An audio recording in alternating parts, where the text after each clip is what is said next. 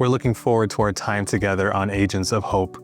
We have a special guest joining us today with a powerful story that hopefully will move you as well. Sonia Kennedy Brown has known all too well what hatred and abuse can do to one's spirit, but she also knows the power of a God in healing and the effects it can have on one's life. We look forward to sharing how God has redeemed her story. It's our hope that we can be an inspiration to you during our time together, and we'll also end with a devotional thought on the topic of being redeemed.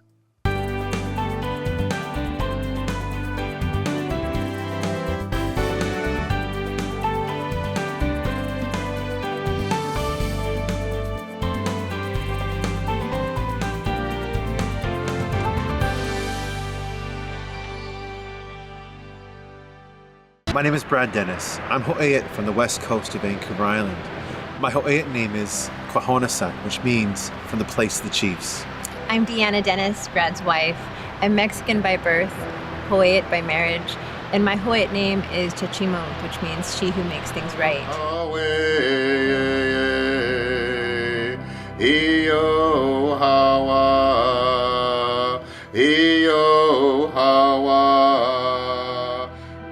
My family has embarked on a journey together over the past 21 years. We've each taken steps to decolonize our mind, body, spirit, relationship to nature, to others, through our growing relationship with our Creator God. In this way, we can thrive as Indigenous people. Tashi Hasha means pathway for keeping, which is not only a place for each of us to walk and to dwell, but to cherish enough to share with others. We think of this as the journey home. Our father always said the Bible teachings are the same as our teaching. The biblical teachings are the same as ours. That's what he said his grandmother told him. And the other thing that you hear from our old elders, even before Christianity came here, they referred to the man called Jesus. God, the Creator, meant us to be who He put on earth to be. He put us on this earth to be who we were. In other words, Aboriginal. The Lord said to us, we were born in His image. Mm-hmm. And I like that, because born in His image means we're worth somebody. When we understand what kind of God we serve, everything falls into line because we know we're loved. When we go back and look where we came from, what we've done, we'll find out that, hey, we didn't have it so wrong, and we see these things these truths that have been forgotten or misinterpreted. But when we find them again, it just speaks to our hearts. In this video program, our family and friends will share with you how we experience sanctuary on the pathway for keeping as we decolonize our full human experience of mind, healing from the generational impact of trauma, addictions, and lifestyle imbalance. Body, reviving physical wellness into daily living progressively. Spirit, growing in a restorative and developmental relationship with our triune Creator God. And social environmental relationships, living in harmonious relationship with nature and others in God's kingdom. Please join us on the journey home.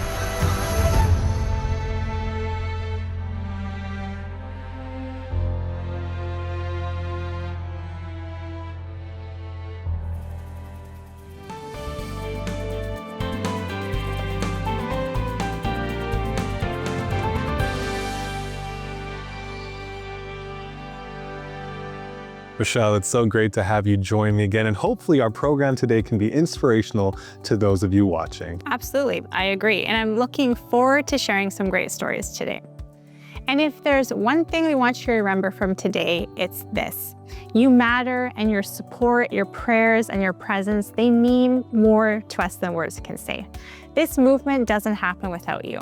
Hope Channel Canada isn't just our story, it's your story too. It's about ordinary people coming together in extraordinary ways to share the love of Jesus and bring hope to a hurting world. Absolutely. Every time you give, every time you pray, every time you share, you are making an eternal impact. You are a vital part of this community. You belong here. That's why we love to stay connected with you. I want to share with you on the screen various ways that you can stay connected with us on social media, YouTube, and through our monthly newsletter. Please don't forget to follow, like, and subscribe to stay in touch with our latest content. Together with you, we can keep spreading hope, changing lives, and reminding people everywhere that they're seen, loved, and never alone.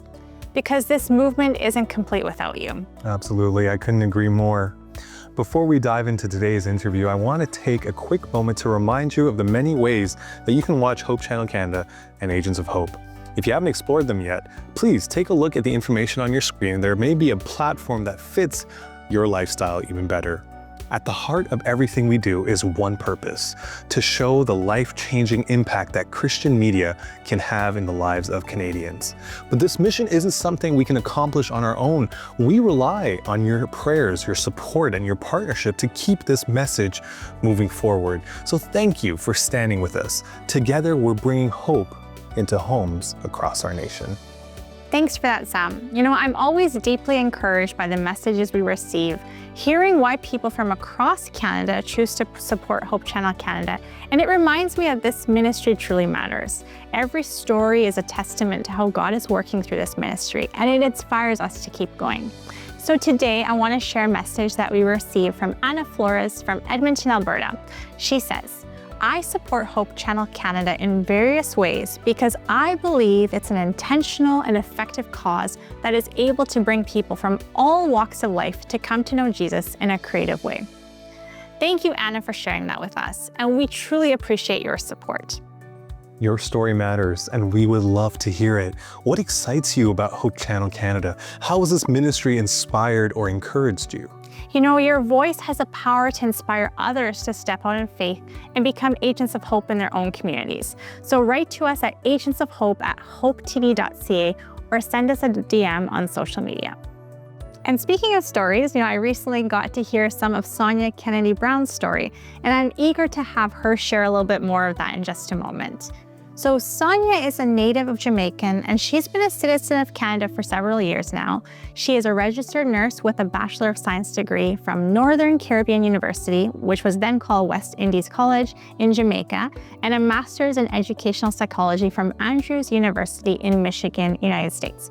She has been a nurse and a nursing educator, and is a church elder and a public speaker.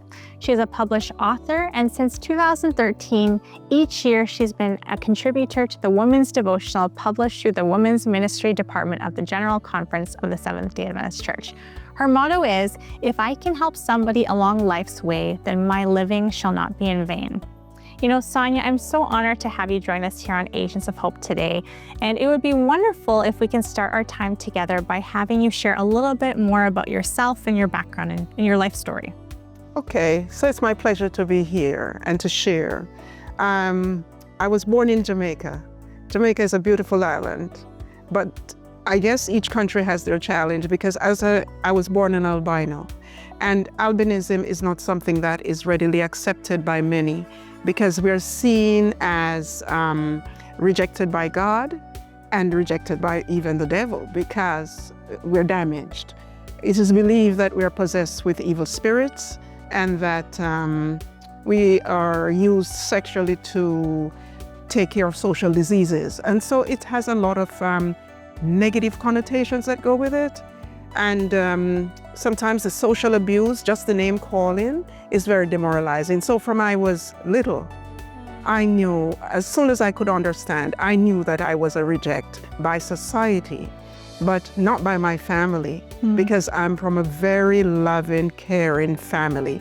And I think that has helped me in my journey, even though it was painful, being called names like Dundus, which is from the diaspora, it came over, and that's a derogatory name that means you're basically nothing, and yellow and raw, and so people would not come close to me because they said I was raw, and fire, and all kinds of different names. I won't tell you them all here, but when you hear those daily, it does something to your heart, and you feel socially rejected.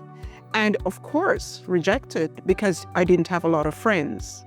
But praise God for the family who sustained me and a few people at the church. Thank you so much for sharing that. Certainly community is a powerful force, and our family can be such a blessing and a force for good. And so that's something we're passionate about, Agents of Hope, is creating that community. And so I wanted to chat a little bit more about what we had talked about earlier, about your ministry to the community and how it's bringing hope to those it impacts. And so please share some of the projects and things that you're working on. Well, some of the projects that I've worked on, because of my book that I wrote in 2016 to help me heal from the pain, actually I did journaling, and that helped me to recapture some of what happened in my life. And then I decided to write a book, and that I sold the book, and I used thousands or maybe hundreds of dollars to help with people who had albinism. ADRA International has a program in Tanzania where they have 3 schools. They take the children from the community, build schools with high walls to protect them from the trappers, and because they're trapped for evil purposes. And so they put the albinos in the school, give them hats and clothes and dark glasses to help shade the sun from their eyes. And then I supported that ministry when I saw it. Locally, I do a lot of support. Even this week, someone from the diaspora called me up. He has children who are there, and they have to be in private school to protect them from the community. And so he's hoping they can come to Canada. But I was able to let him know that soon I'll be going to CNIB to get magnifiers for them, because he said they hardly can see anything as they read, because I can read very well from a number 14 on the app. So when I do public speaking, I present everything at 20.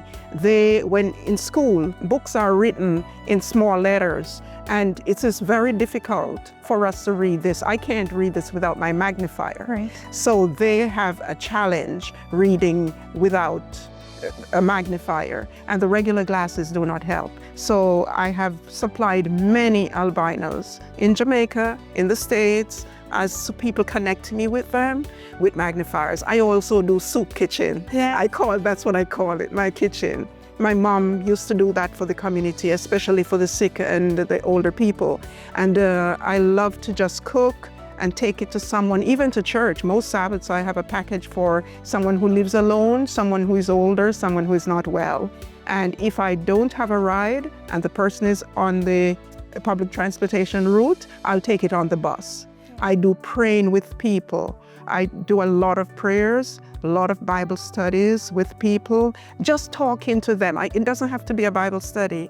It can be just talking to someone, listening to them, sharing, because some of them have never shared their journey until they met me. And because mine is now public, they feel comfortable to share with me their journey. Yeah. So I do a lot of those ministries. I speak in churches, schools, high school, elementary schools, about abuse and about bullying, because I don't necessarily dwell on the albinism, but I use it as a stepping stone to help others to know that whatever they're going through, they can have help.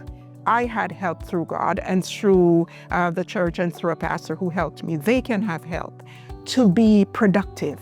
Yeah. So that's what I do. Yeah, absolutely. And lots more. Of course. We would love to have some of your meals too, right? I'm curious if you have any impact stories from people who have listened to your talks or been in those crowds, anything that sticks out to you of someone who, your story changed them. Mm-hmm. Well, I will mention this one, of course, no name. I was doing a presentation, and afterward, while selling the books, a lady came to the table with her hat pulled over her head, over her eyes, and the tears were flowing. She could not open her mouth to say I needed a book, but I figured that's what she needed. And I wrote my number on a piece of paper because she couldn't speak. She was so broken. And I gave it to her and I said, call me. And she said, yes. I didn't hear from her for about 3 months. And then I went to another event and I saw her and I said, you didn't call me? She said, I couldn't. But I said, please call me now. She said, okay. She called. And her story was that she was raped several times, and 2 of her children is produced by rape. And every time she sees the children, they impact her emotionally. But I have been able to talk with her, share with her. We have conversed many times. And so now she's not as pained. She said she has never told anyone her story until she heard mine. And we are now friends.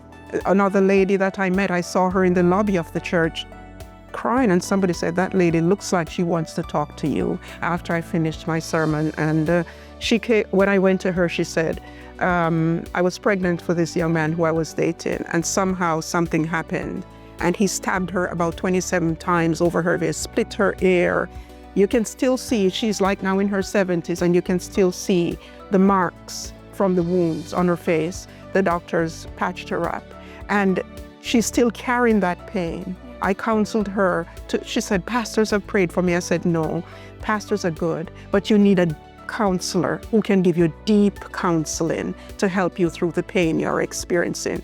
There are so many stories of people who are still carrying their pain. I'll share another one. This one, the lady, I didn't know that somebody that I used to attend their church occasionally on their prayer in the week. And then one day somebody said to me about albinism, and I started talking to her, and I said, why don't you tell this lady what you know? You read my book and you heard my story. She said, Sister Sonia, if I tell you, there was a time when I wouldn't eat from you because I disgusted albinos. In Jamaica, there was an albino at my church, and whatever she brought, I wouldn't touch it, and I wouldn't wash my plate in the same dish as hers. And so as she spoke, she was now crying, because until she read my book and heard my presentation, she had that, I don't know if I should call it hatred in her heart or disgust, maybe that's a better word. She's a Seventh-day Adventist. She knows God, but she couldn't get over the social impact of what it did to her life. So I was cooking for a friend whom she also knows, and she said, you mean that friend is eating from her? She told me that. But on that day, when somebody asked me to pray with me, she said, no, can I pray with Sister Sonia? And we prayed together, held my hand, and she was weeping. We're friends. But until then, so many stories of people's lives being changed because of the fact that I was able to present my story publicly after going through the pain I went through. Thank you for sharing that. It's very inspirational, and healing is such a powerful force. When we share our story and we've experienced healing, we can help others do the same. And so my last question for you is, what parting words do you have for our agents of hope that are watching today? My suggestion to anyone who sees someone with a disability or who has problems in life, because it could be anything, a broken marriage, we tend to blame the person, or children who has challenges, birth defects, accident defects. Do not judge the person to the ones who are healthy, because today you're up, I always say, tomorrow you may be the one who needs help. But then I'll say to those whose lives are impacted by negative circumstances, do not dwell on the negative circumstances. See what talents God has given to you. I had to find out that God gave me talents that I could use to help others. Yours may be different from mine. It may not be the soup kitchen. It may not be the presentations, but it could be a prayer. It could be just a cheery word. It could be a smile. But use the abilities God has given to you to help others so that they will be blessed. You'll be blessed, they'll be blessed. That's my suggestion to those who are impacted and those who come in contact with them. Yes, thank you so much for sharing your story with us, Sonia, and for partnering and joining with us here on Agents of Hope. Thank you for having me, and I hope that this will be a blessing to someone. Absolutely. We would love to hear from you and learn about what you're doing in your own community so that we can continue to inspire other Agents of Hope. We invite you to share your story with us. Send us an email at agentsofhope@hopetv.ca or connect with us on social media so that we can set up a time to feature your testimony in a future episode. When you share, you're not only celebrating what God is doing in your life, but you're also helping others to see how they too can make a difference in the lives of their family, friends, and neighbors. Absolutely. Your story could be the spark that gives someone else the courage to believe, to hope, and to step into their God-given purpose. We can't wait to hear from you. And as always, we hope to inspire you as you go into a new week with a message of hope and encouragement. And today I'll share on the topic of being redeemed. Redemption is one of the most beautiful themes woven throughout Scripture. It speaks of rescue, restoration, and a renewed identity. To be redeemed means to be bought back, free from bondage at a great cost. In Ephesians 1 verse 7, Paul writes, "In him we have redemption through his blood, the forgiveness of sins in accordance with the riches of God's grace." Through Jesus Christ, we are no longer defined by our past, our failures, or our shame. We are defined by his grace. In the Old Testament, God redeemed Israel from slavery in Egypt, not because of their worthiness, but because of his covenant love. That story points us forward to the ultimate redemption found in Christ. Our slavery wasn't physical, it was spiritual, and we were trapped in sin, separated from God, and powerless to save ourselves. But Jesus stepped in. He paid the price with his own life so we could walk in freedom. Redemption is more than forgiveness, it's transformation. It means we are no longer slaves to sins, but sons and daughters of God.